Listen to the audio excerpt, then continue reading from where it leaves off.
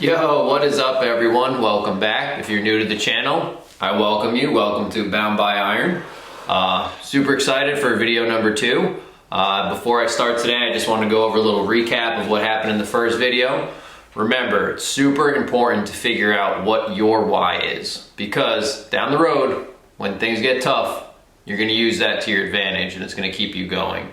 Secondly, we went over where you're going to start working out, whether it was going to be at the gym or at your home. Remember, it's all about being comfortable. Whatever is most comfortable to you is where I advise you to start.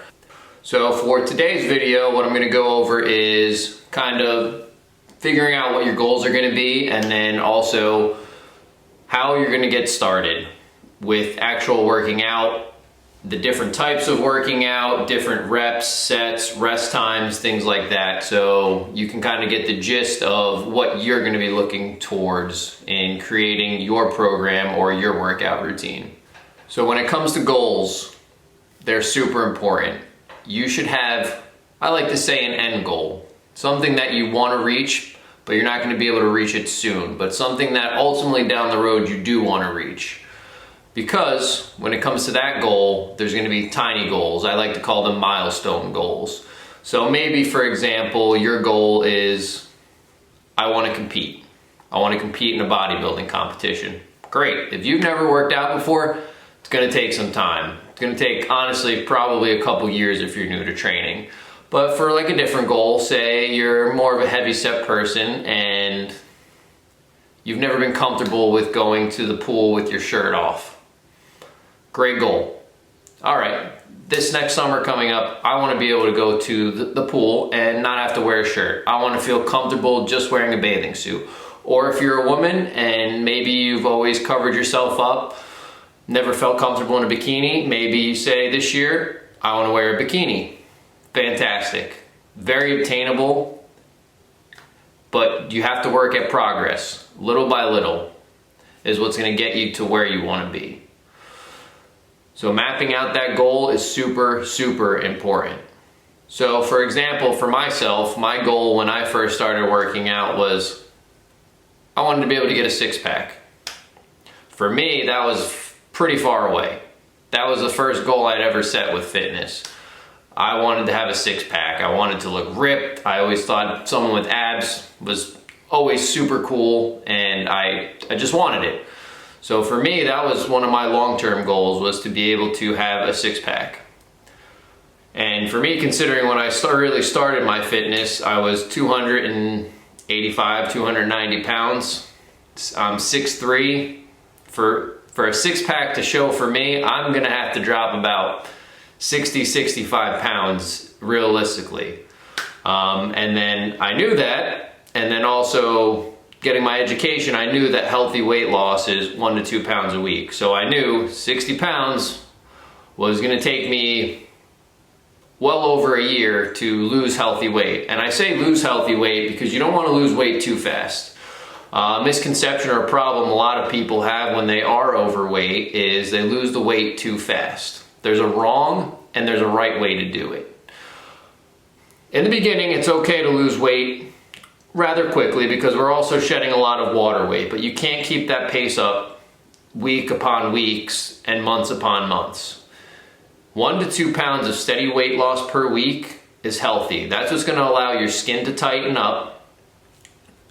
You're going to lose fat at a decent amount of rate. You're also going to keep muscle because you're not going way too low in a caloric deficit, causing your body to lose muscle or use your muscle as fuel. You're going to mostly tap into your fat storage for that. So that 1 to 2 pound rep range per week is going to allow you to tighten up super nicely. If you were to look at me now compared to what I look like, a lot of people when they were heavier set and they lost weight, they have flabby skin. As you can say, they have man boobs. They have loose skin on their stomachs. I wanted to make sure that that didn't happen to me because as I got along with fitness, I also had set the goal for myself that I eventually want to step on stage and compete. And in order for me to do well with competing, I couldn't have that loose, flabby skin. So it was super important for me to do it the correct way. So that's why I say it's important to have an end goal, and you kind of need to look at the milestones of how you're going to reach those goals, because they're going to roll right into that end goal. And you know, I reached that goal, I got to where I wanted, so then I set a new goal. You always have to keep yourself on your toes. That's what's going to keep you accountable. That's what's going to keep you going. So once you've figured out what your goal is, now you need to figure out how you're going to get to your goal. Everybody's goal is going to be different. Some can be fitness related, lifestyle change, healthier habits. Maybe you want to do a competition. Maybe you just want to feel super confident the next summer coming up. All those goals are super important, but you really need to figure it out and structure out how you're going to get to that goal. And with your goals come obstacles. So one thing that I did that helped me out when I first started losing my weight is, what obstacles are going to come in my way that I may potentially face down the road. I knew number one obstacle people face is time. People always say, I don't have enough time. I get it. There's 24 hours in the day though. You can find an hour a day to squeeze in to get a workout in. If you can't, honestly, you need to rethink something, because everyone should at least be able to get an hour of working out in at minimum 3 to 5 days per week. And I say 3 to 5 days per week because that's normally the amount of time it takes for you working out to actually start to see changes in your body. But time is the number one restraint for people saying that they cannot exercise. So moving forward from that, once you've kind of figured out your goals, you've figured out what obstacles you may face, you've kind of figured out a roadmap of how you're going to get to your end goal. When it's related to fitness and you haven't really worked out, now you kind of have to figure out how I'm going to train. And when I say how I'm going to train, there's many different ways of training. When it comes to the human bodies, there's 4 different kind of adaptations that the body will get from resistance training, which are, you can train for power, you can train for strength, you can train for muscular hypertrophy, which is what I train for. I go more for an aesthetic look. Weight is important, but it's more of a progressive overload. I'm not worried about, oh, I'm gonna do 500 pounds on the squat for 3 reps. To me, that's not important. To an athlete or someone in powerlifting, that's important. To me, I could honestly care less about that. And then the last adaptation you can receive is muscular endurance, which I sometimes tap into that as well. But all of them have their own right, their own responsibility, and it's all based on the goals that you want. Hey, one of your goals could be, I want to be able to bench 3 plates on the bench. I want to be able to do 315. It's a pretty good goal. Not everybody that goes to the gym can go and bench 315 pounds. For me, that was one of my many goals before. Once again, setting those is important because it always gives you something to strive for. But going back to the actual different kinds of variations of lifting, I'm going to talk about a little bit of each one. So you have your power, which is your first kind of training, which is where you're going to use your heaviest loads, but you're trying to move them as quickly as possible. So that's usually in a 1 to 3 rep range. You're using a very heavy weight. That's a struggle to get for those 1 to 3 reps, depending on what you're going to be doing it for, or how many repetitions you're going to be doing it for. And with that comes very long rest times. So with that, say you're going to do 3 reps on the bench press with 280 pounds. You're going to do it, you're going to fully exert yourself, and you're going to now take a 3-minute recovery period before you even do your next set of reps. That's more for like your power lifters, your football players. Then comes the power adaptation. A little bit lighter than your power. So a 3 to 6 rep range. Now, obviously weight's gonna drop a little bit. Not really worried about moving it as quickly as possible as you are with power training, but you are trying to really strengthen the muscles. You're trying to strengthen the tensile units in your body, also known as your muscle fibers. You're just trying to move as much poundage as possible. When it comes to strength training, your rest times are more at like the 1 to 2 minute mark. You don't really go to 3 minutes like you do with the power training because it's a little bit of a lighter load. You're more looking for the strength adaptation at that point. Once you're getting into the strength training, the muscle hypertrophy, the endurance, it all has its importance when it comes to like sports, because you're going to train in all three of those different kind of muscular adaptations. But that's all going to be dependent on what part of the season you're in, things like that. I'll talk about that in another video. But then you get to muscular hypertrophy, which is that's my money range. So muscular hypertrophy is anywhere from 6 to 12 reps. You're really working on building muscle tissue with muscular hypertrophy. That's pretty much what the term muscular hypertrophy is you're expanding the muscles that you already have, making them bigger, which is going more of that aesthetic look. So muscular hypertrophy is anywhere from 6 to 12 reps. You want to stay in that range, and to me, muscular hypertrophy is all about tempo. You want to do as much damage to the muscle fibers as you possibly can. The more damage we do, obviously with proper nutrition to help or grow stronger, is super important. I always say the equation to lifting training is stress plus rest equals growth. Stressing is working out. Resting is literally you resting and refueling your body. It'll equate to growth in the end. It's all comes down to an equation. And then the last muscular adaptation you're looking at is muscular endurance. Muscular endurance is 12 reps and above. Really, when it comes to like weight training, you really don't need to do more than 20 or so reps on any given exercise unless you're doing like a drop set. Or you that don't know what a drop set is basically usually use it as the last set of an exercise. So whatever weight you're using, you'll go into muscular failure. You'll strip a little bit of weight off, usually about 15 to 20% of that weight. Then you're gonna rep that weight again, and then you can even go 15 to 20% lighter again and rep that out as well. What that's gonna do is just totally tax and fatigue your muscles. I usually tend to save that towards the end of my workout routine. I don't do it every week.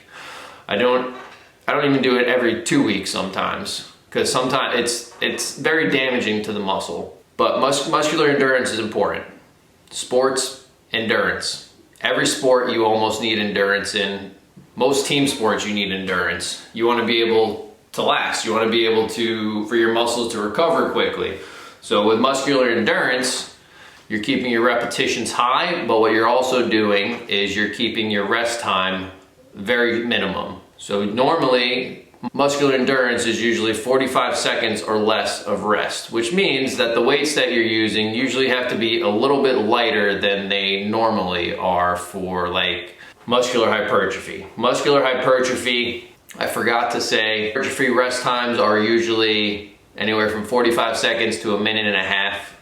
Each one of these muscular adaptations or training styles that you're going to use all have their own importance.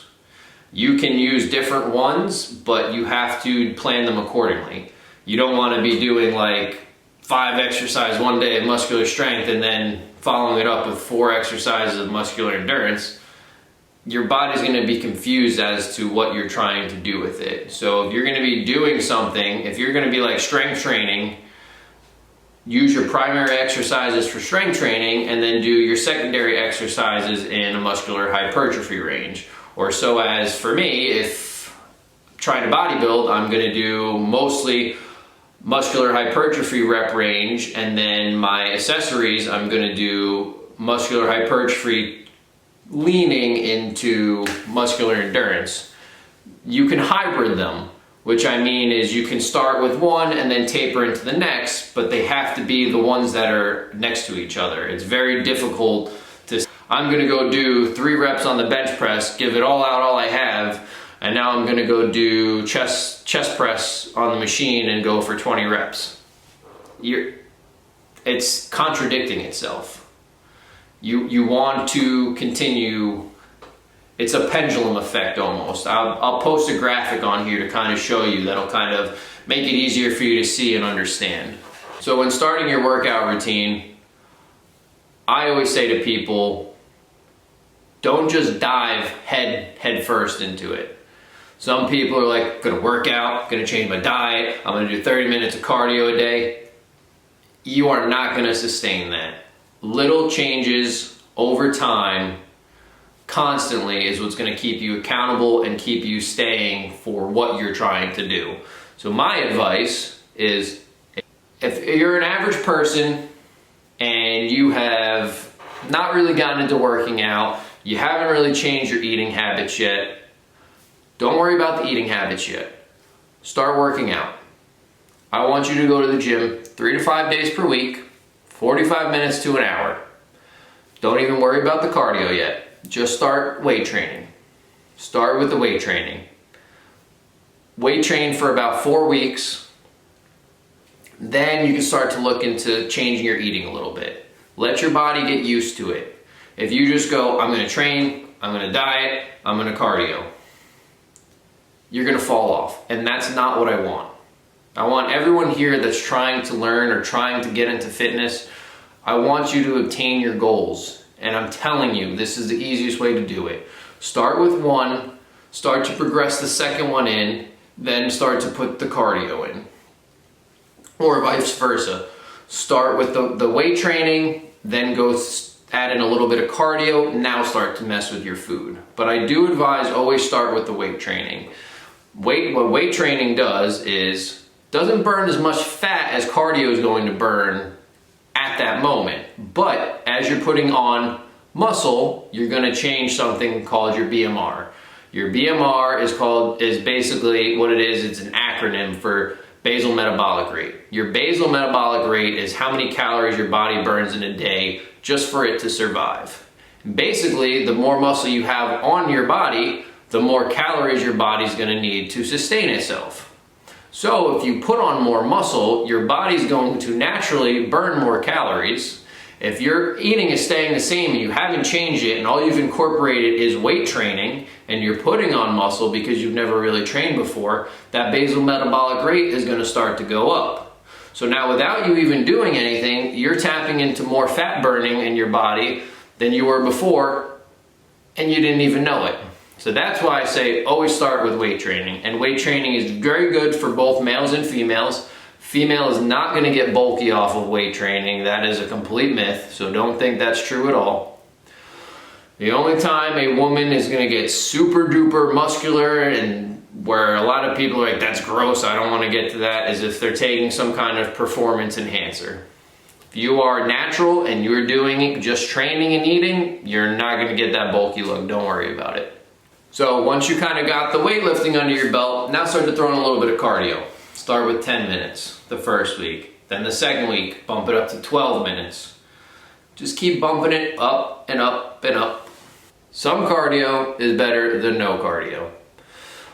Ultimately, if you have the time, I say, honestly, like 30 minutes, 20 to 30 minutes is the sweet spot for cardio. If you can get 45-minute lift in, 45 minutes to an hour, 20, 30 minutes of cardio, that's great. And if you can do that 3 to 5 days a week, you are smooth sailing to get to your goals, trust me. Cardio, you can even split up. You could say, if you have an exercise bike or a treadmill at your house, when I wake up, all right, I'm gonna do my cardio now, and then I'm gonna hit the gym later on in the day. That's fine too. Either way works. It doesn't really matter what order you do them.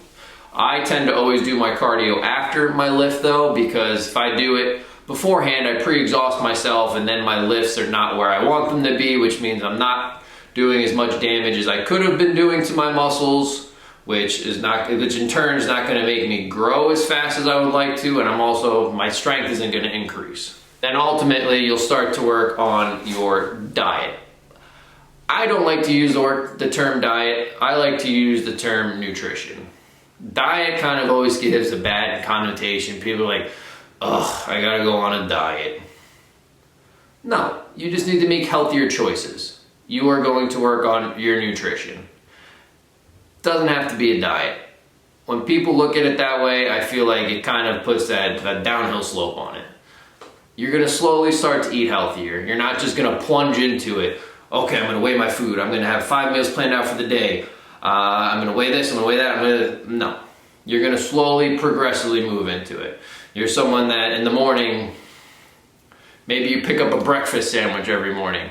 All right, instead of doing that, I'm gonna change to oatmeal in the morning, or I'm gonna do overnight oats for the morning for breakfast.